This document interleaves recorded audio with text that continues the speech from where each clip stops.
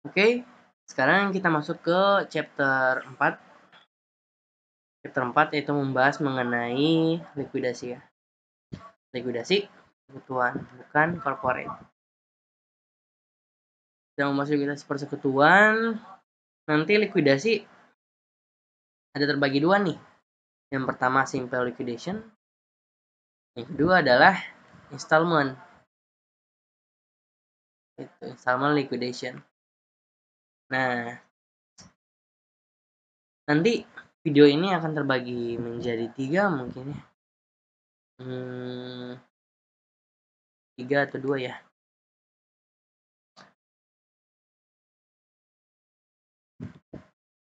3 aja ya, 3. 3 yang pertama simple, yang kedua installment atau nyicil ya likuidasinya. Kemudian ada tambahan topik khusus yaitu safe payment.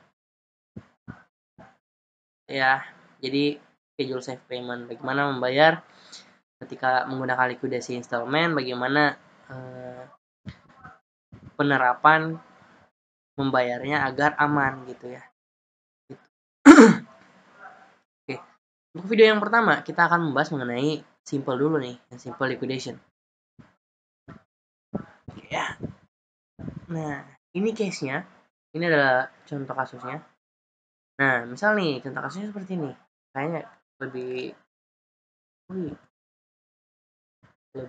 nyaman kayaknya kalau kita bagi dua aja. Aduh, bentar.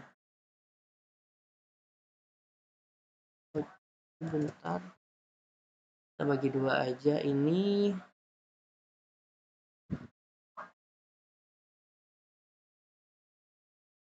Nah, ini ya.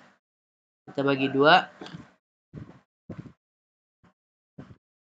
Yang case dan jawabannya nanti di sini jawabannya. Ini adalah jawabannya. Ini case-nya. Oke. Nah, untuk simple, yang namanya simple pasti sederhana ya. Jadi hanya di bulan itu atau di bulan itu. Hanya di bulan itu likuidasinya. Nah, maka oleh sebab itu karena dia hanya simple aja dengan case-nya seperti ini, di tanggal 5 Januari ya, dia menjual inventory-nya plan AC dan menerima AR ya, accounts receivable.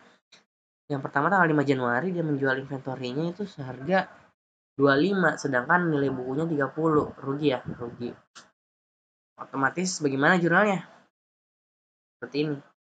Nah, jadi jurnalnya bukan ada kerugian karena dia likuidasi, langsung aja dimasukin ke pembebanan terhadap capital persekutuan ya. Nah, ini adalah selisihnya kan ya. Ya. Nah, dia kan hanya menerima 25 nih.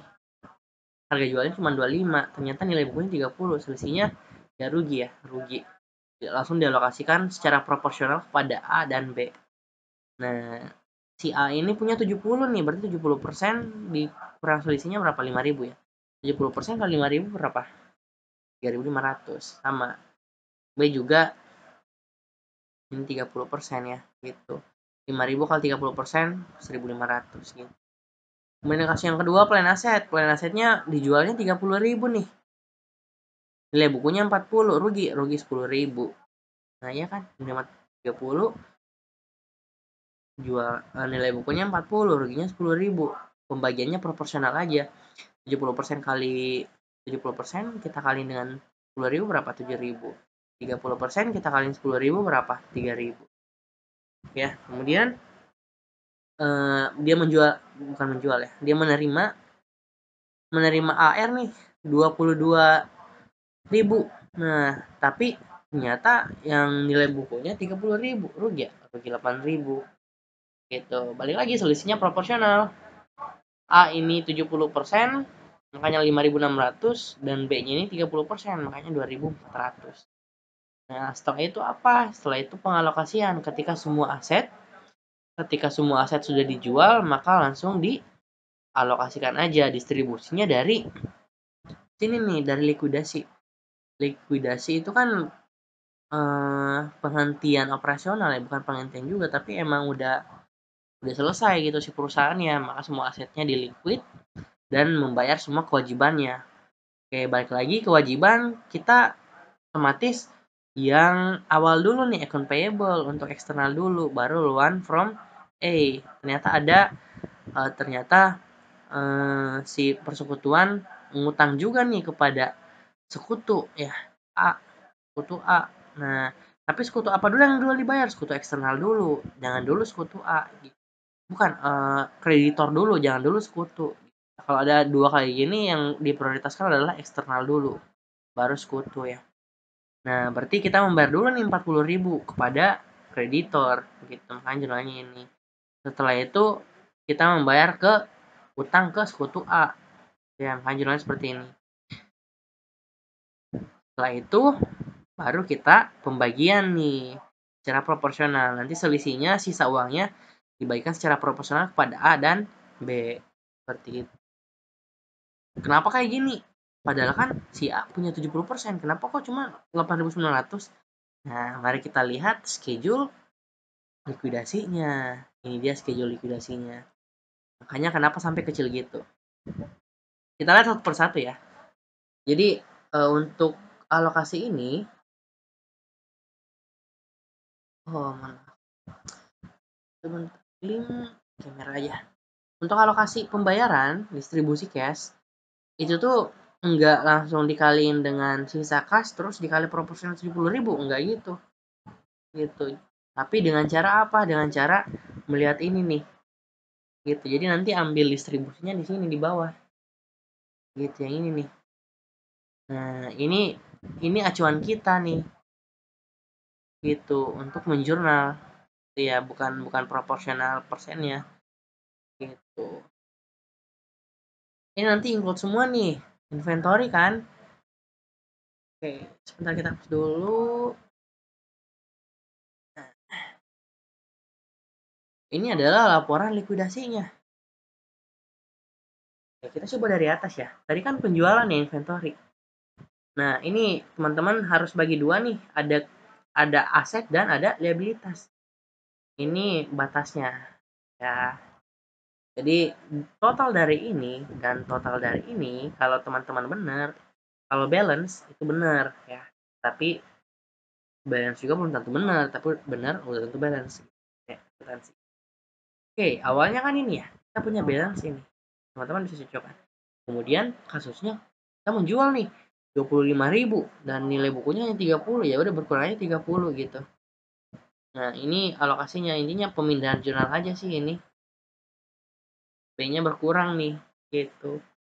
Sell plan atau cara bacanya gini. Nah, jurnal kan, dari jurnal aja lihatnya. Jurnal kan, case-nya 25 kan pertama di debit. Sama nih 25. Jadi totalnya 35 ya. Nah, kemudian apalagi nih? Dari 25 bukan cuma 25, ada inventory berkurang nih 30. Berkurang nih 30, jadi sisanya 70. Ya, ini baru satu kasus ya. Jadi kita ngisinya dari kiri ke kanan ya. Nah, apalagi nih yang harus diisi? A kapital sama B kapital mana nih? Oh, di sini ternyata.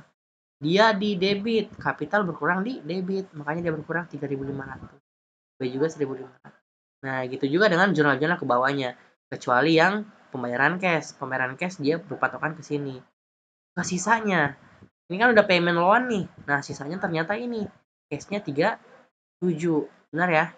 37. Nah, cash 37 kita ngelihat ke samping nih.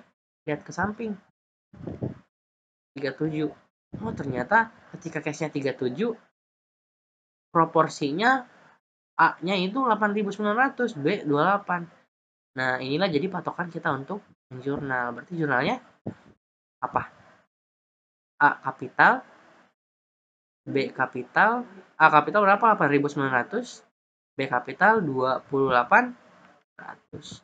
Ada cash 37. Gitu. Ya. Itu adalah likuidasi untuk yang simple gitu, yang sekali liquid. Kalau yang installment itu bertahap dia. likuidasinya bertahap. Bisa 3 bulan, lebih dari 1 bulan gitu. Ya. Nanti video selanjutnya kita akan membahas sebelum masuk ke installment, kita bahas dulu save payment. Oke. Sampai jumpa di video selanjutnya. Terima kasih.